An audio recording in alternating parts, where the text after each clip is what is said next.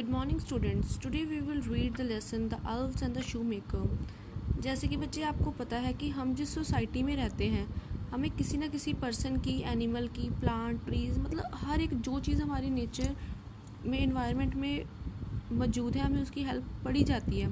कभी वो हमारी हेल्प कर देते हैं, जैसे अब हमारी फैमिली है, हमारी फैमिली में हमारी मदर हमें खाना देती है, हमारे कपड़े आयरन करती है, फादर हमारे लिए जॉब करते हैं, हमारे फ्रेंड्स हैं, नेबर्स हैं, हमारे टीचर्स हैं।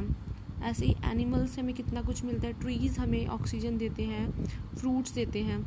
तो कोई ना कोई पर्सन जो हमारे एनवायरनमेंट में होता है वो हमें किसी ना किसी वे से हेल्प ज़रूर करता है। तो ऐसे ही ये स्टोरी है the elves and the shoe maker. तो ये स्टोरी एक बहुत ही गरीब और ईमानदार शू मेकर की है जो कि बिल्कुल भी लालची नहीं था। तो ये इतना गरीब था कि इसके पास 2 वक्त का खाना खाने के लिए भी पैसे नहीं होते थे। तो कैसे इसकी किस्मत चेंज हुई, किसने की, और इन एल्व्स का, एल्व्स होते हैं जो छोटे छोटे, जिनको हम कहते हैं ना शॉर्ट हाइटेड पर्सन, बौने, वो, और इनका क्या रोल था शू मेकर की लाइफ में, तो ये सब हम रीडिंग में देखेंगे। Reading. This story is about a poor shoe maker whose life changes when magic happens. ये स्टोरी एक गरीब शू मेकर की है जिसकी लाइफ पूरी की पूरी तरह बदल जाती है जब एक चमत्कार होता है। मैजिक का मतलब होता है चमत्कार। Let us read to find out more. अब हम रीडिंग करेंगे ये जानने के लिए कि ये क्या होता है। Once upon a time there lived a poor shoe maker. एक समय की बात है, एक गरीब, पुअर का मतलब होता है गरीब, शू मेकर था। दो he was honest and hard working he never made enough money. क्योंकि वो बहुत ही ईमानदार और कड़ी मेहनत करने वाला, हार्ड वर्किंग मतलब मेहनत करने वाला इंसान था, इसलिए वो ज़्यादा पैसे नहीं बना पाता था। क्योंकि अगर वो लालची होता तो वो जैसे भी अपना फ़ायदा सोच लेता, लेकिन वो ऑनेस्ट इंसान था, ईमानदार था, इसलिए उसका कम ही पैसे बनाए जाते थे उससे। He and his wife ran the household with great difficulty. वो जो शू मेकर है और उसकी वाइफ है बहुत ही मुश्किल से अपने घर का गुजारा करते थे। Sometimes all they had to eat was a piece of bread. कई बार तो नौबत यहाँ तक पहुँच जाती थी कि उन्हें सिर्फ एक ब्रेड का पीस खाकर सोना पड़ता था। The shoe maker saved some money and finally had enough to buy a piece of leather. अब शू मेकर ने इतने पैसे जोड़ लिए थे कि वो एक छोटा सा लेदर का टुकड़ा, लेदर जो शू बनाने में काम आता है, उस पीस मतलब टुकड़ा खरीद सके। तो इतने पैसे थे उसके पास कि वो लेदर खरीद सके। He could make only 1 pair of shoe with it. लेकिन इतनी गरीबी में इतने ही पैसे जोड़े गए कि वो सिर्फ एक पेयर शू का ही बना सकता था। He decided to make the shoe next day, so he prepared the leather that night and left it ready on the table of his work room. तो अब उसने डिसाइड किया कि इस लेदर से वो शू बनाएगा। नेक्स्ट डे शाम को वो लेकर आया, तो उसने रात को अपना जो सामान था वो एक टेबल पर, अपने वर्क रूम के टेबल पर रख दिया और वो सोने के लिए चला गया। He slept happily that night. वो खुशी खुशी, हैप्पीली मतलब खुशी खुशी सोने के लिए चला गया। Thinking of the pair of shoe he would make the next day. ये सोचते हुए कि अब कल सुबह वो एक सुंदर सा शूज़ का जोड़ा पेयर बनाएगा और उसको बेचेगा और पैसे कमाएगा। In the morning after he had a slice of toast for breakfast he entered his work room. अब सुबह जल्दी से वो उठा और उसने ब्रेड का टोस्ट मतलब टुकड़ा, ब्रेड का टुकड़ा ब्रेकफास्ट में खाया और वो अपने वर्क रूम में चला गया। On his work table stood a beautiful pair of fancy shoes. अब जैसे वो वर्क रूम में जाता है तो अपने वर्क टेबल पर देखता है कि बहुत ही सुंदर से फैंसी शूज़ पड़े होते हैं। The shoe maker was completely taken a back. अब जो शू मेकर था वो एकदम से सरप्राइज हो गया, चौंक गया। टेकन अ बैक मतलब सरप्राइज होना, चौंक जाना। He rush to call his wife. अब वो जल्दी से भागा और अपनी वाइफ को बुला कर लाया। When he told her what he had seen she could not believe him. जैसे उसने अपनी वाइफ को बताया कि उसने ऐसे शूज़ देखे हैं तो वो उसको मानती नहीं, उसका यकीन ही नहीं करती। बिलीव का मतलब यकीन ना करना। So the shoe maker brought his wife to the room. तो शू मेकर ने अपनी वाइफ का हाथ पकड़ा और उसको रूम में लेकर आया।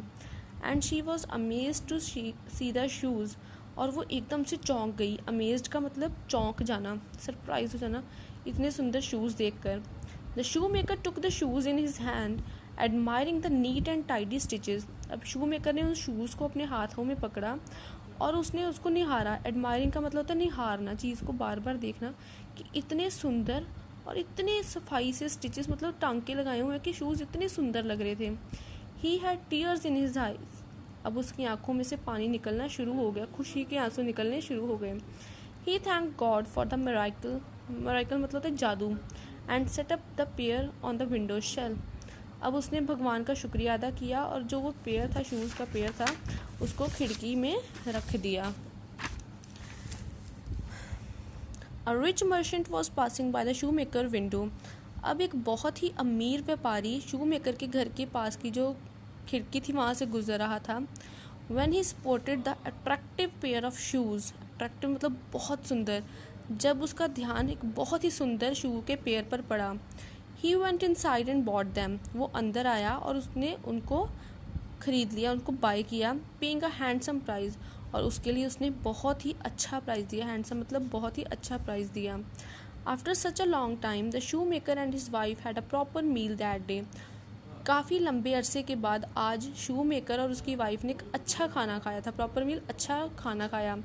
That evening the shoe maker brought enough leather to make 2 pair of shoes, उस दिन इतने पैसे हो गए थे कि आज शू मेकर 2 पेयर शूज़ बनाने के लिए लेदर लेकर आया। पहले उसने 1 पेयर के लिए पैसे इकट्ठे किए, अब उसके पास 2 पेयर्स के लिए पैसे थे। He cut and shape the shoes with great love and care, उसने उस लेदर को कट किया, शेप दी बहुत ही प्यार से और बहुत ही आराम से। By the end of the evening he was tired, अब शाम हो चुकी थी और वो काफ़ी थक चुका था। टायर्ड मतलब थक चुका था। He laid everything out and left the room, उसने सारा का सारा सामान वहीं पर वर्क टेबल पर पड़ा रहने दिया और उसने अपना वर्क रूम छोड़ दिया, वहाँ पर ताला लगाकर बाहर आ गया। He thought that he would come back the next morning to complete the work, उसने सोचा कि मैं कल सुबह यहाँ पर दोबारा आऊँगा और अपना जो सारा का सारा काम है शूज़ का वो कम्प्लीट कर लूँगा। The next morning the shoe maker walk up early, अब जब नेक्स्ट मॉर्निंग हुई तो जो शू मेकर था वो जल्दी से उठा, क्योंकि अब उसको एक्साइटमेंट थी कि मैं उठूँगा और अपना न्यू शूज़ बनाऊँगा। He bath and prayed, ate his humble breakfast and then stepped into the room where he worked, अब उसने जल्दी से नहाया धोया, अपने आप को साफ़ किया और भगवान के आगे पूजा की। प्रे का मतलब पूजा करना।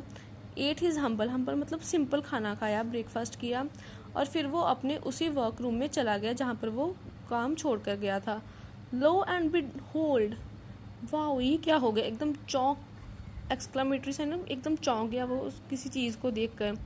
Once again he found 2 stylish pair of shoes waiting for him on his work table, एक बार फिर से उसको 2 पेयर स्टाइलिश शूज़ के, स्टाइल में बहुत ही सुंदर पेयर शूज़ के वर्क टेबल पर पड़े हुए मिले। अब फिर से वो चौंक गया कि अब ये 2 शूज़ कौन बना गया।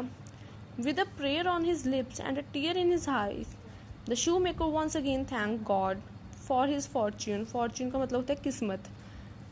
अब उसने भगवान की दोबारा से प्रे की और उसकी आंखों में फिर से पानी आ गया और उसने भगवान का शुक्रिया अदा किया कि आपने मेरी किस्मत बदल दी है, आपने सारा कुछ चेंज कर दिया है। That day 2 rich clients bought the shoes at a very good price, और उस दिन 2 क्लाइंट्स आए खरीदार जिन्होंने उसको बहुत अच्छा प्राइस दिया शूज़ का और शूज़ को खरीद के चले गए। And the shoe maker brought more leather and left it in the room, अब शू मेकर के पास ज़्यादा पैसे हो गए थे तो उसने और ज़्यादा लेदर खरीदी और उसको उसी रूम में, वर्क रूम में छोड़ दिया। The next day he found 4 pairs of attractive new shoes on his work table, next day क्या हुआ कि उसी रूम में उसको 4 अट्रैक्टिव शूज़ के पेयर्स मिले। This went on for some time, और ये चीज़ें ऐसे ही चलती रही। वो अपना जो लेदर था वो टेबल पर छोड़ देता था और शूज़ जो हैं बनकर रेडी हो जाते थे। ये चीज़ें काफ़ी टाइम तक ऐसी चलती रही।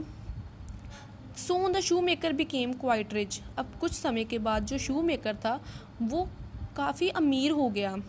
ही could buy lots of leather and make many pairs of shoes at once, अब वो इतना अमीर हो चुका था कि वो काफ़ी सारी लेदर भी खरीद सकता था और कितने सारे शूज़ के पेयर्स भी बना सकता था।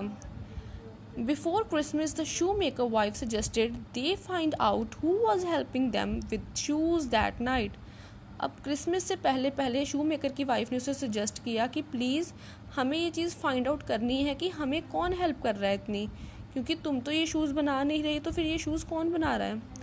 So the couple hid behind the curtain of the workroom and stood in absolute silence. तो अब कपल ने क्या डिसाइड किया कि हम वर्क रूम में ही जो कर्टन्स लगे हुए हैं, पर्दे लगे हुए हैं, उनके पीछे छिप जाएंगे और बिल्कुल शांत खड़े रहेंगे। एब्सोल्यूट साइलेंस मतलब बिल्कुल शांति। Right after midnight the window opened.